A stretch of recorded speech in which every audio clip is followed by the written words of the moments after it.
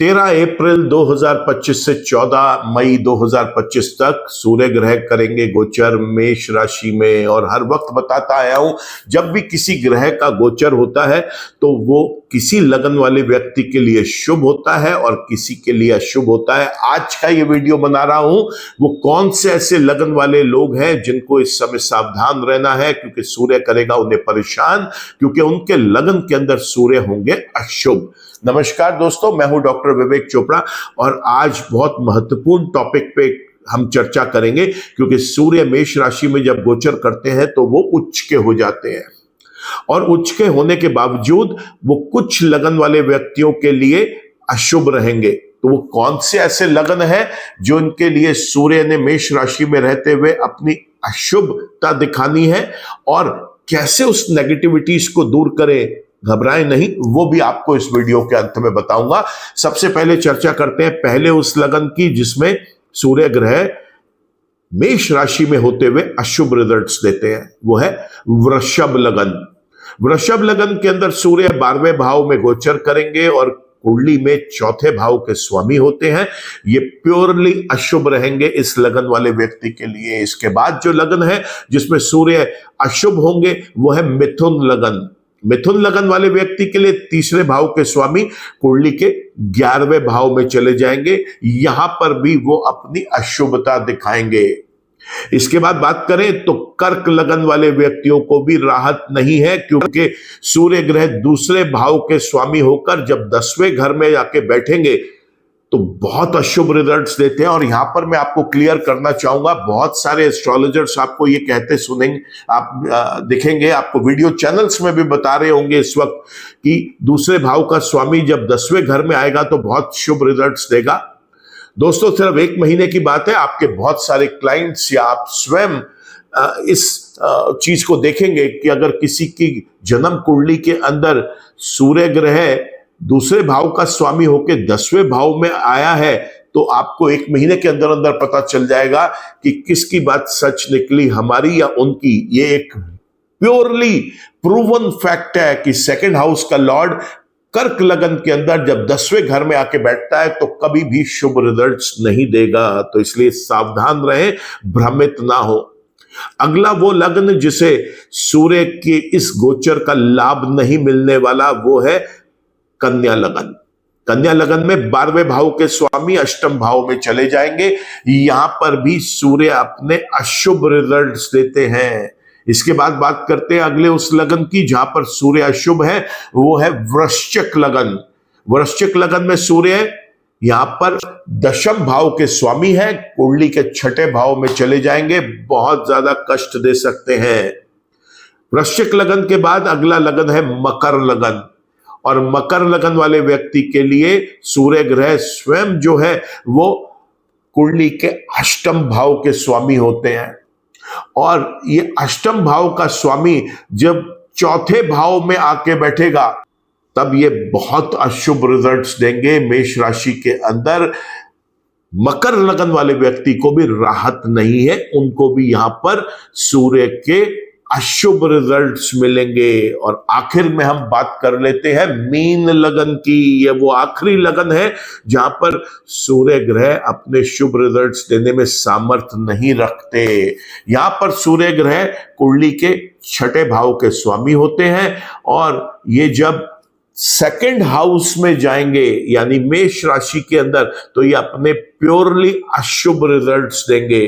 तो हमने देखा वृषभ लगन, मिथुन लगन, कर्क लगन, कन्या लगन, वृश्चिक लगन, मकर लगन और मीन लगन वाले व्यक्तियों को राहत नहीं मिलेगी। अब राहत नहीं मिलेगी तो क्या करना है?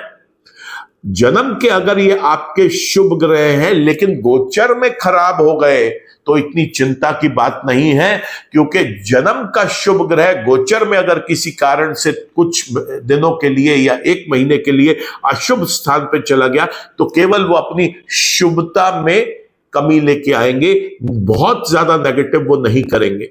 लेकिन अगर आपके जन्म के सूर्य ग्रह अशुभ थे और गोचर में भी वो अशुभ हो गए हैं इन लगन वाले व्यक्तियों के लिए, तो फिर ये बहुत ज्यादा परेशानी का कारण बन सकते हैं। ऐसे में उपाय करना आवश्यक है। जन्म के आपके शुभ है, गोचर में अशुभ है, या जन्म के भी अशुभ है और गोचर में भी अशुभ है, दोनों ही परिस्थितियों में उपाय करने में कुछ नहीं जाता, बल्कि ग्रह को आप अपने लिए अनुकूल ही करते हैं। क्या है उपाय? सूर्य के मंत्र जप करें, सूर्य को जल दें आप तांबे के लोटे से, और इस जल के अंदर थोड़ा सा कुमकुम, थोड़ी सी हल्दी डालें, इसमें थोड़े से तिल के दाने डालें, और सूर्य को जल देने के बाद आप न सिर्फ सूर्य देव से बल्कि अपने पितरों से भी प्रार्थना करें कि आपको आशीर्वाद मिले, पितरों का भी, देवी देवताओं का, सूर्य देव का, और आपकी परेशानियां जो है इस पूरे महीने में, सूर्य की क्रूरता जो आपको देखने को मिल सकती है, उसमें कुछ कमी आए। साथ ही साथ आदित्य हृदय स्तोत्रम का पाठ करें, ऐसा करना बहुत शुभ रहेगा। रात को अंधेरे में बिल्कुल ना सोएं, वहां पर एक लाल रंग का बल्ब जलाकर रखें, ऐसा करना भी बहुत शुभ रहेगा। गेहूं, गुड़ और तांबे का दान करें।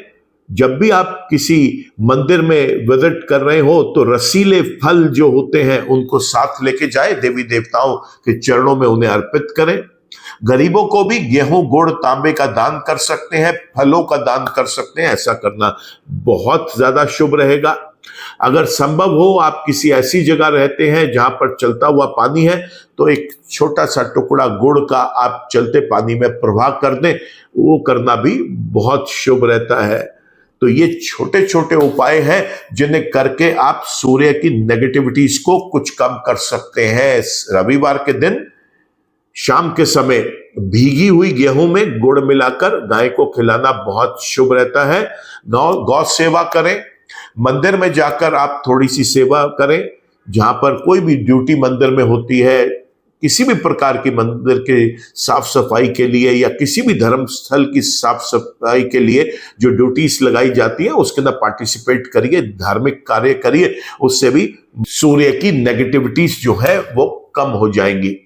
तो इस तरीके से हमने देखा कि वृषभ लगन, मिथुन लगन, कर्क लगन, कन्या लगन, वृश्चिक लगन, मकर लगन, और साथ में यहां पर मीन लगन, ये वो लगन है जो पीड़ा सहेंगे इस समय, और उस पीड़ा को कम करने के लिए मैंने आपको ये सरल छोटे उपाय बताए।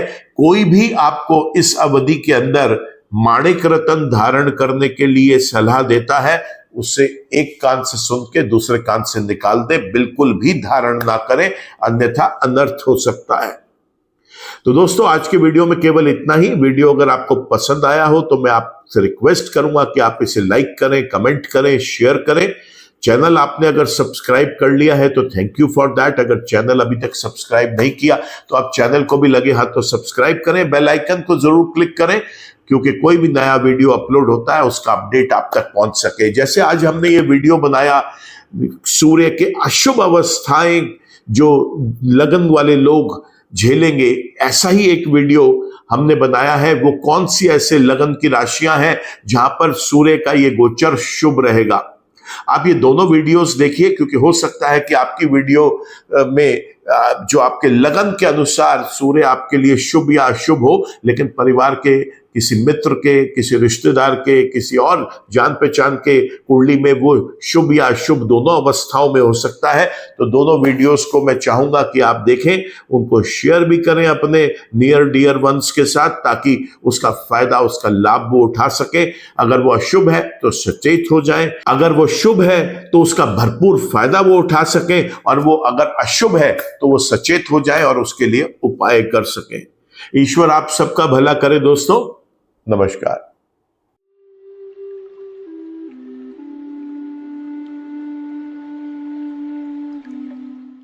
जीवन की सभी प्रकार की व्यक्तिगत, पारिवारिक और व्यावसायिक समस्याओं के समाधान के लिए तुरंत संपर्क करें।